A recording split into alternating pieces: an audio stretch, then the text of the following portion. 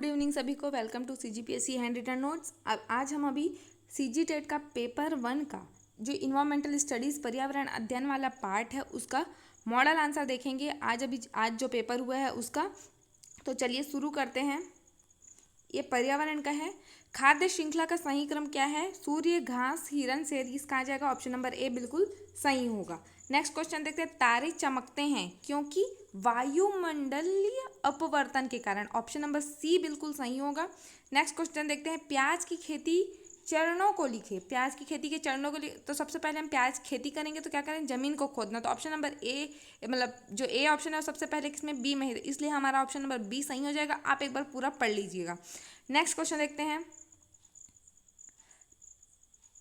पृथ्वी पर दिन और रात का चक्र किस कारण से होता है? तो जो पृथ्वी घूर्णन करता है ना, अपने अपने स्थान पे जो घूर्णन करता है उसके कारण दिन और रात होता है। ऑप्शन नंबर बी बिल्कुल सही होगा। नेक्स्ट क्वेश्चन है। पर्यावरणीय शिक्षा का मूल लक्ष्य क्या है? पर्यावरणीय शिक्षा का मूल लक्ष्य क्या है? तो इसका ये क्वेश्चन काफ़ी बड़ा है ना। तो देखिए इसको आप लोग एक बार पढ़िएगा। इसका आंसर हो जाएगा option number C D E केवल। ठीक है, सी डी ई इसका आंसर होगा। अब नेक्स्ट क्वेश्चन देखते हैं। ये क्वेश्चन भी काफ़ी बड़े क्वेश्चन आए थे, थोड़ा लेंथी टाइप का पेपर था लेकिन बहुत इजी भी था। तो नेक्स्ट क्वेश्चन देखते हैं। देखो, प्री ऑपरेशनल चरण में क्या होता है आपका? प्री ऑपरेशनल चरण में क्या हो जाएगा? एक सेकेंड, हाँ चलिए बताइएगा आप लोग। प्री ऑपरेशनल चरण में क्या होता है? बच्चा शब्दावली सीखना शुरू करता है। तो ए का क्या हो जाएगा? 3 आ जाएगा। ठीक है। नेक्स्ट है सेंसरी मोटर। सेंसरी मोटर में क्या होता है? बच्चा पर्यावरण में वस्तु का हेरफेर करता है। तो बी का 1 हो जाएगा। ठीक है। ठोस परिचालन किस में होगा? जब बच्चा जोड़ना घटाना गुणा भाग करेगा। और फिर है औपचारिक परिचालन, जब वो तार्किक रूप से सोचना शुरू कर देता है। तो इसका आंसर हो जाएगा ऑप्शन नंबर बी बिल्कुल सही हो जाएगा। नेक्स्ट क्वेश्चन देखते हैं। ये क्वेश्चन भी काफ़ी बड़ा है। ठीक है, आप लोग एक बार क्वेश्चन पढ़ना। पर्यावरणीय शिक्षा वास्तविक पर्यावरणीय समस्याओं पर शोध और कार्यवाही की एक प्रक्रिया है। ये बिल्कुल क्या है? कथन सत्य है। और कारण देखते हैं। बच्चों में समानता, पर्यावरण और तथा कई अन्य विषयों के बारे में पढ़ाया जाता है, लेकिन उन्हें इन समस्याओं से निपटने के लिए आवश्यक ज्ञान या दृष्टिकोण हासिल नहीं होता है। तो नहीं होता लिख दिया तो ये क्या हो जाएगा? आपका रीज़न गलत हो जाएगा। तो आपका ए सही है और आर गलत है, रीज़न गलत है। तो ऑप्शन नंबर बिल्कुल सी सही हो जाएगा। ए कथन है, ए सत्य है और जो कारण है वो क्या है? असत्य है। नेक्स्ट क्वेश्चन देखते हैं। ईवीएस में शिक्षण और सीखने की रचनावादी पद्धति में निम्नलिखित में से कौन सा कथन सत्य है ये बताना है। तो अधिकांश समय विद्यार्थी समूहों में होते हैं जहां शिक्षण गतिशील और सहभागी होता है। ऑप्शन नंबर ए सही है, जो ऑप्शन है हमारा आंसर है। बी नेक्स्ट देखते हैं। गतिविधियों पर फोकस चर्चा बौद्धिक संलग्नता और निष्कर्ष निकालने पर है। तो ये दोनों आपका सही हो जाएगा। ऑप्शन नंबर ए बिल्कुल सही आंसर है। नेक्स्ट क्वेश्चन है। वायुमंडल पर तापमान बनाए रखने के लिए कौन सी गैस आवश्यक है? तो कार्बन डाइऑक्साइड गैस आवश्यक है। ऑप्शन नंबर सी बिल्कुल सही हो जाएगा। नेक्स्ट क्वेश्चन देखते हैं। ऑनलाइन कक्षाओं के दौरान एक ईवीएस शिक्षक दृष्टिबाधित छात्रों को कैसे पढ़ाएगा? तो ध्वनि संदेशों के माध्यम, मौखिक प्रस्तुतियों का उपयोग करके, साथियों द्वारा स्पष्टीकरण के द्वारा भी। तो ऑप्शन ए आपका बिल्कुल सही हो जाएगा, लेकिन यहाँ पे थोड़ा डाउट भी है। ठोस अनुभव का उपयोग करके भी हो सकता है, इसलिए इसका आंसर ए भी हो सकता है या डी भी हो सकता है। ठीक है, तो इसको आप लोग बताइए कि आप लोग क्या लगा के आए हैं। नेक्स्ट क्वेश्चन देखते हैं। ए कीट है, बी बाज है, सी सांप है और डी क्या है? मेंढक है। तो हमको खाद्य श्रृंखला बनाना है। ठीक है, तो ए जो कीट है, कीट को कौन खाएगा भाई? मेंढक खाएगा। मेंढक को कौन खाएगा? सांप खाएगा। सांप को कौन खाएगा? बाज खाएगा। तो ऑप्शन नंबर डी बिल्कुल सही हो जाएगा।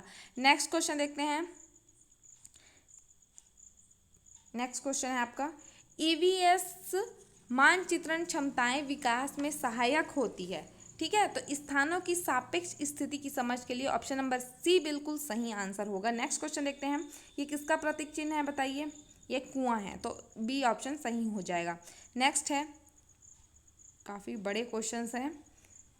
ठीक है, छात्रों को विभिन्न जानवरों की तस्वीरें दी जाती है ताकि वे उन जानवरों को रंग सके जो उनके घरों में नहीं रहते हैं। इससे हम छात्रों को समझा सकते हैं। तो किसके बारे में, इससे अवलोकन हो जाएगा, ठीक है, रचनात्मक सोच हो जाएगा, वर्गीकरण हो जाएगा। तो ए सी डी किसमें, ऑप्शन नंबर सी बिल्कुल सही आंसर हो जाएगा, ऑप्शन नंबर सी इसका करेक्ट आंसर होगा। नेक्स्ट क्वेश्चन देखते हैं। ये भी काफ़ी बड़ा क्वेश्चन है, इसको आप लोग पढ़िएगा, ठीक है। देख कथन पढ़ते हैं। सीखने की प्रक्रिया को बेहतर बनाने के लिए ईवीएस शिक्षकों को प्रौद्योगिकी और मल्टीमीडिया सामग्रियों का अच्छा उपयोग करना चाहिए। कारण क्या है, मल्टीमीडिया और प्रौद्योगिकी के माध्यम से छात्रों को रोचक और गतिशील शिक्षण अनुभव प्राप्त हो सकता है। तो दोनों बिल्कुल सत्य है, ऑप्शन नंबर सी बिल्कुल सही हो जाएगा। नेक्स्ट क्वेश्चन है, निम्नलिखित में से कौन सा प्राथमिक विद्यालय स्तर पर ईवीएस अनुदेशन के लिए बाल केंद्रित दृष्टिकोण को सर्वोत्तम रूप से दर्शाता है? तो देखिए, प्राइमरी के लिए व्याख्यान तो आएगा ही नहीं, सर्वेक्षण भी नहीं आएगा, तो हमारा दो ही ऑप्शन बच गया, बी और सी, प्रदर्शन और चर्चा। तो हमारा आंसर हो जाएगा ऑप्शन नंबर डी, बी और सी इसका सही आंसर होगा। नेक्स्ट क्वेश्चन देखते हैं। 138 नंबर का क्वेश्चन है, सीखने को बढ़ावा देने के लिए मूल्यांकन का उद्देश्य क्या है? तो वो सीखने के लिए आकलन होगा, ऑप्शन नंबर सी बिल्कुल क्या हो जाएगा, सही हो जाएगा। नेक्स्ट क्वेश्चन देखते हैं, तंबाकू के धूम्रपान में कौन सा अंग अधिक प्रभावित होता है? तो फेफड़ा क्या होता है, धूम्रपान करने से फेफड़ा अधिक प्रभावित होता है। नेक्स्ट क्वेश्चन देखते हैं। इस क्वेश्चन में मुझे डाउट है, इसको आप लोग बताइएगा कि इसका आंसर क्या हो सकता है, ठीक है। नेक्स्ट क्वेश्चन देखते हैं, शारदा एक्ट 1929 में बनाया गया, ठीक है, ये तो बिल्कुल सही है आपका। कारण क्या था, सरकार ने शादी के लिए लड़की की उम्र 18 वर्ष एवं लड़के की उम्र 21 वर्ष निर्धारित की।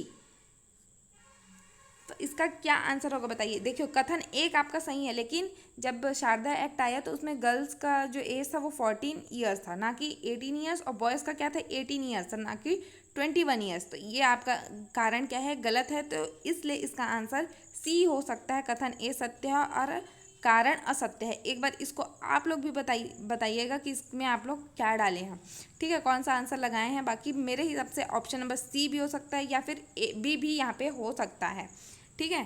तो नेक्स्ट क्वेश्चन है, एकल परिवार का अर्थ क्या है? जहाँ माता पिता और बच्चे हो वो एकल परिवार कहलाता है। नेक्स्ट क्वेश्चन है, डीपीटी का टीका बच्चों को किन बीमारियों के बचाव के लिए लगाया जाता है? तो डीपीटी में ही है डिप्थीरिया, पर्टुसिस, टिटनेस, है ना। तो आपका डिप्थीरिया, काली खांसी और टिटनेस तीनों हो जाएगा, तो ऑप्शन नंबर डी बिल्कुल सही हो जाएगा। पीलिया के लिए डीपीटी का टीका नहीं लगाया जाता है।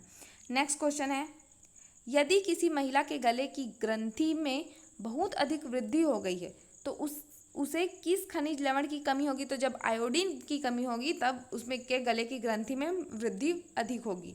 नेक्स्ट क्वेश्चन है, संक्रामक रोग है तो जो खसरा है और HIV ये वायरस ही है, तो ये क्या है, दोनों संक्रामक रोग है, इसलिए ऑप्शन नंबर सी बिल्कुल सही हो जाएगा। खसरा और HIV दोनों क्या है, संक्रामक रोग है। नेक्स्ट क्वेश्चन देखते हैं, मानव के पाचन तंत्र में मुख से प्रारंभ कर गुदा तक के अंगों का क्रम व्यवस्थित करना है। तो सबसे पहले आपका आएगा ग्रसनी, फिर ग्रास नली आएगा, फिर आमाशय आएगा, है ना, आमाशय आता है, उसके बाद ग्रहणी आएगा, फिर आपका हो जाएगा ग्रहणी नहीं, पहले इलियम आएगा, ठीक है, पहले ग्रहणी, फिर आपका इलियम, फिर बड़ियान। तो ऑप्शन नंबर ए बिल्कुल यहाँ पे सही हो जाएगा। नेक्स्ट क्वेश्चन देखते हैं, घास के पारिस्थितिकी तंत्र में जीवन भार के पिरामिड में नीचे से ऊपर की ओर, तो नीचे सबसे पहले क्या होता है, प्रोड्यूसर होगा, फिर प्राथमिक उपभोक्ता, फिर द्वितीयक उपभोक्ता, फिर तृतीयक उपभोक्ता। तो ऑप्शन नंबर यहाँ पे बी बिल्कुल आपका सही हो जाएगा। नेक्स्ट क्वेश्चन देखते हैं, खाद्य जाल में खाद्य श्रृंखला क्या होती है, जुड़ी हुई होती है। नेक्स्ट क्वेश्चन है, खाद्य श्रृंखला में मनुष्य क्या है? तो खाद्य श्रृंखला में मनुष्य उपभोक्ता है। नेक्स्ट क्वेश्चन देखते हैं, मरुस्थलीय पारिस्थितिकी तंत्र के घटक होंगे, तो इसका हो जाएगा, मृदा तो वहाँ होता नहीं है मरुस्थली में, है ना, बल्कि क्या होती है, रेत वगैरह होते हैं, तो ये तो नहीं हो जाएगा। कंटीली झाड़ियाँ ये रहेगी, ऊँट भेड़ और बकरी भी हो गए, तो ऑप्शन नंबर सी आपका बिल्कुल सही हो जाएगा, बी, ठीक है। तो ये रहा, हम लोग ईवीएस का भी कंप्लीट कर लिया, हमने सीडीपी का भी देख लिया है मॉडल आंसर, और हमने हिंदी का भी। इसी साथ लगातार हम आप लोग बने रहिए, हम 1 बाय 1 सभी के मॉडल आंसर आपके सामने प्रोवाइड कराएंगे। अगर आप लोग हमारे शिक्षक भर्ती टेस्ट बैच से नहीं जुड़े हैं तो इस दिए गए नंबर पर व्हाट्सएप के माध्यम से आप जानकारी प्राप्त कर डिटेल्स ले सकते हैं, ठीक है। और इसका फीस स्ट्रक्चर कुछ इस प्रकार है, और ये फीस स्ट्रक्चर सिर्फ जब तक पेपर नहीं होता तब तक के लिए है। ये सिर्फ 1 टाइम इन्वेस्टमेंट है, तो ज़रूर सोचें इसके बारे में और आप लोग जल्दी से जल्दी ज्वाइन करें। तो चलो बने रहिएगा, पसंद आएगी तो लाइक करो, चैनल को सब्सक्राइब करो। Thank you.